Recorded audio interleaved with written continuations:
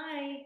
Okay, so this video is going to go over tips and tricks and troubleshooting guide as much as I can. Okay, so first we're going to go over the respirator. So it's made up of three main components, the face piece, the filter cartridge, and then the pre-filters.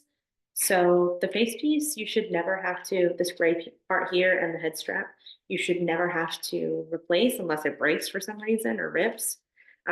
But these filter cartridges and pre-filters will have to be changed out semi-regularly. So these bits are plastic and they're easily broken. So try to make sure that you just gently twist and pull off.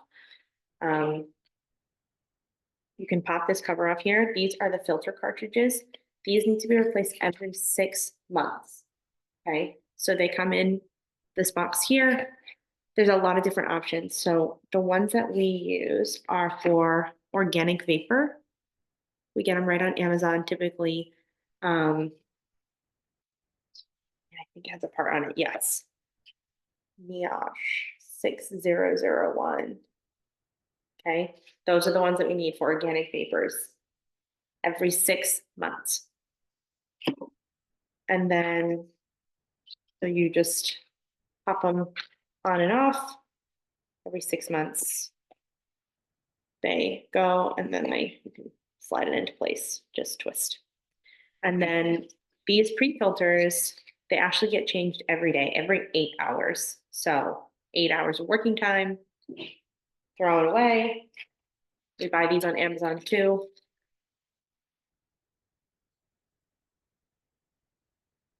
They're pretty cheap.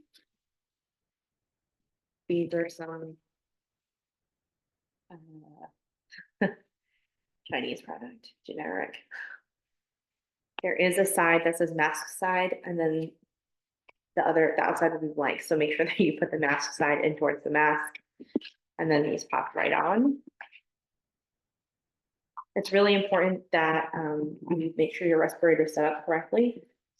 So you want to make sure it's a snug fit when you put it on your face and when you breathe in and when you breathe out, no air is getting through. So you're going to cover the porthole, both portholes with your hands just to make sure that it's sealed and there's no air leaks. I'll demonstrate.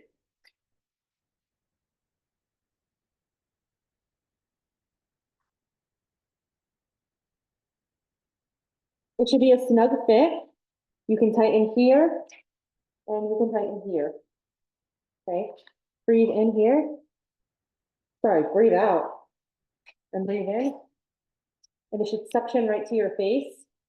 It should suction right to your face. If there's any air leaks, you want to make sure that you adjust it before you paint. This crap is really not good for you. You shouldn't be bringing it in, any of the vapors. Okay. Next, let's go over some troubleshooting. Okay, so problem number one that we kind of talked about earlier, if your spray pattern is weird, if you have debris in your finish, or if paint is not coming out of the gun how it's supposed to, the most likely solution is that it's clogged and you just have to find where the clog is, whether in the tip or in one of the filters, and clear it out. So here's what I would do if it's a clog. First, I would start by looking at my tip here. The tip's not on it. I would start by looking at the tip when the tip is on it, and I would make sure that it's not clogged. Again, like I had mentioned, when the gun is at rest, it's important to keep it moist at all times, so that way the tip never really has a chance to dry out. If you keep the tip nice and moist in between doors, or whenever you're not spraying, just try to keep it in water or in a wet sponge, just to make sure it's nice and moist. So I would check there first. Take the tip apart, clean it. If it's clogged, you'll notice a difference right away. Usually that's the simplest solution. If that doesn't work, if that's not the answer, then typically I would go to flushing out the gun. So what that means is taking off the tip, emptying all the paint from the lines, running fresh, clean, warm water through it, and then reloading it up with paint and kind of just doing like a hard reset. That gets most of the issues there. Okay, if that still isn't working, it's still acting weird. Next intensive spot I would go to is I would check the pickup tube. There's a little screen on there, a little screen filter. Sometimes that gets clogged. You need to kind of brush it out with a wire brush or something. Yeah. And then last but not least, because it's definitely the most messy and intensive, is I would take apart, there's an inline filter right in here. So I would grab a wrench, take this off. There's a teeny tiny little filter that lives in here. That does get clogged from time to time. So take it off, take it apart. Paint's gonna go everywhere, or water or whatever. It's pressurized. So it's gonna get everywhere. Take it apart, clean it with a wire brush, stick it in some gun and line cleaner, and take a break, and then come back and clean it or something. And then reboot it with paint and water, whatever you were spraying. That solves all the clogs. The answer is somewhere. It's either clogged at the pickup line, it's clogged. It's never going to be clogged in the actual pump itself. There's not going to be a clog in there. So it's going to be clogged in the filter, in the siphon tube filter, in the inline filter, or in the tip. There's not going to be another clog anywhere else because it's always liquid there. It doesn't have the opportunity to kind of clog up. It is very annoying, but patience and know that there's a solution, and most of the time the problem's in the tip, so just keep it nice and moist. Okay, next problem, bubbles. If you see bubbles in the finish, that's called micro bubbling. And what happens is the surface of the paint actually skins over before the vapors have the opportunity to evaporate. So when the surface skins over, the paint, what comes in a paint can rather, is part solid and part vapors. So when you spray it down, it turns into, it hardens, right? The liquid turns into a solid. So all those vapors kind of need to escape and go into the atmosphere. So when the surface skins over too quickly before the vapors have a chance to escape, you get bubbling. And then the bubbles will pop and they'll kind of look like pinpricks all over your finish. That lets you know that it's skinning over. So there's a few solutions. So you can add some of this waterborne super extender. It's 1 ounce per gallon. For Arroyo, I was adding this just to every gallon. I would open a gallon, put 1 ounce in, and that was my standard practice. I don't know if you're going to need it for Sayerlac because it's a new product. I'm not sure. So try it out without it. If you're finding microbubbling to be an issue, add this. It'll extend the dry window, so the surface won't skin over quite as fast, and the bubbles have a chance to escape. The other thing you can do is try to slow down the drying process manually. So if the exhaust fan is on, turn that off, move it away from any like flowing air, try to prolong the wet surface as long as possible. Just know that that will affect like when you can flip over and spray the other side of something. If you're adding an extender or if you're slowing down the drying time, that will slow down the entire process. So make sure you adjust your timing accordingly so you're not flipping it over and marring the surface too early. Okay, next. Orange peel. If the surface of your paint looks like kind of orange peely or it's cracking or things like that, typically what that means is that you've put too much paint. If it's dripping, that's pretty obvious. If it's runny, if it's kind of sagging, and if it's doing anything except basically sitting really nice and smooth, like this, should be glassy like this. And this is dry. It's been about 20 or 30 minutes. So it should be reflective. This is a satin sheen, but it's still pretty shiny. So it should be, no runs, sags, anything like that. That means you have too much paint. A little too heavy-handed, maybe more than 4 to 6 wet mills, maybe moving too slow. The solution for that is to either move faster, right? Move your gun further away from the surface, so you're putting less product, Or just practice with your wet mill gauge. Make sure you're only putting 4 to 6 wet mills at a time. Because that can cause you to repaint something if you put too much. Okay, next is fish eye and dark spots. If you're getting weird dark spots, fish eye, that typically means there's contamination, either in your paint or something got on the surface of your wood, like oil or grease or something. Something was spilled on it. Could have even been like that before we even received it. Something spilled on it. Or maybe there's oil somehow in the lines, like in the airline. That's typically what that means. So the answer to that is a respray. That kind of sucks, but it happens from time to time. Okay, next is happens a lot with dark colors when color hues look different. So if we have like a navy blue or a gray or something like that, and you paint one on one day, and then a little while later, or maybe the next day, you paint another door and you notice they look kind of different, the colors. Typically what that means is that either it wasn't mixed well enough, or the pigment settles at the bottom of the paint gallon. So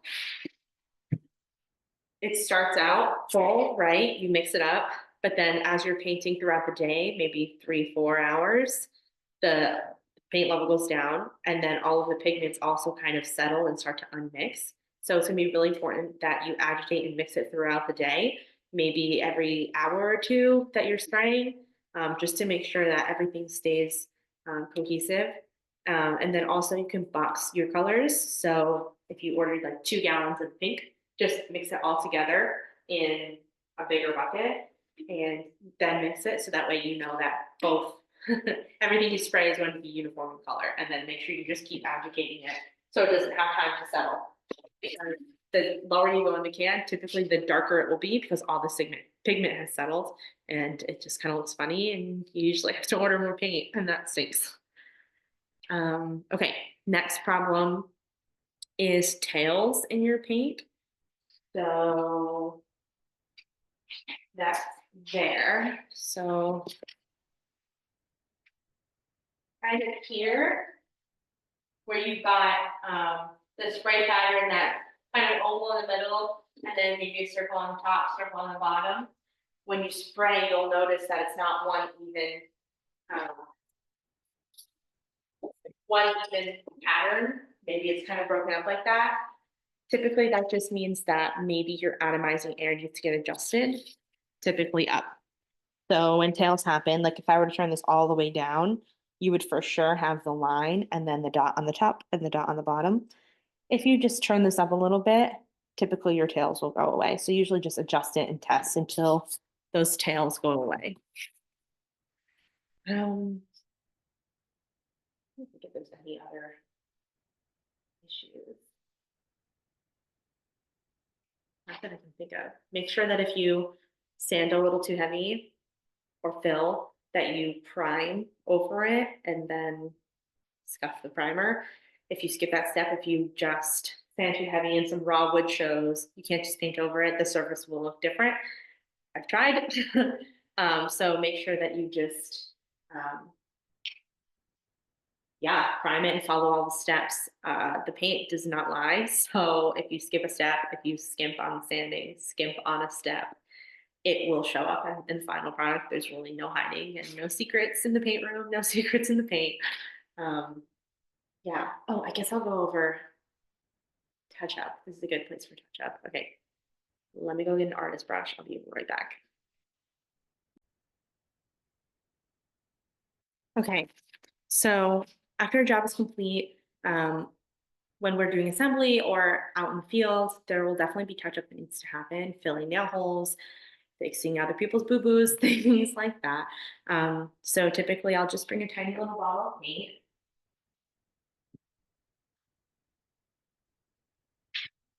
Like this, label it. I'll put it in my touch-up kit, which I have all the materials in the touch-up kit that need to be in there. And then I'll bring a couple of like artist brushes. So these blue ones are really great, just off of Amazon. And then these I just got from Michael's. Soft, really soft. The trick is to be light-handed with these. Um, the lighter and more feathery, the better. The other thing you'll need is the miracle spray. I call this the magic spray. So it's just like a clear satin wood finishing spray, and it makes brush marks disappear. So I guess I'll bring it over.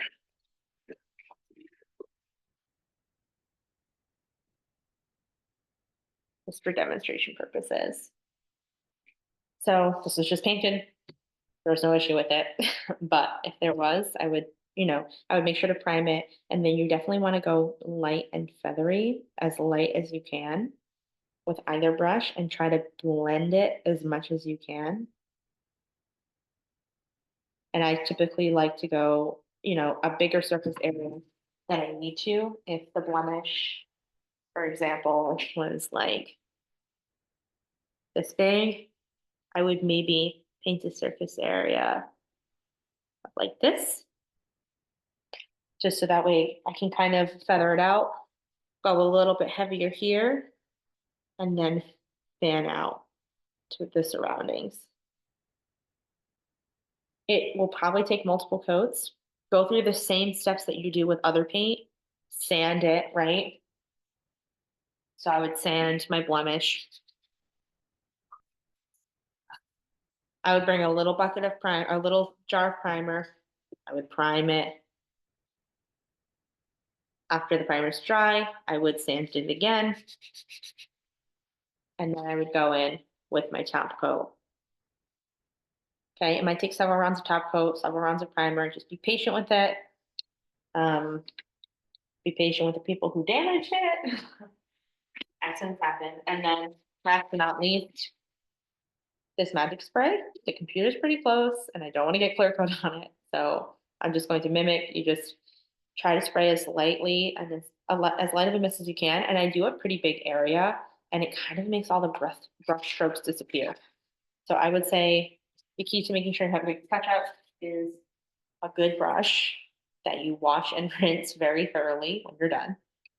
And this magic spray, and really a light hand and patience.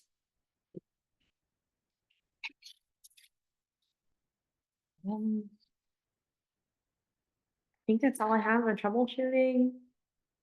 EA Tech has some videos on their website that will help to guide you, and Nick from the Color House, Nick Bennett, is a good resource as well. He can help. And I think that's it. Good luck. You can do it. Every problem has a solution in the paint room and in construction. So yeah, you can do it. Just go through one step at a time and you'll figure it out.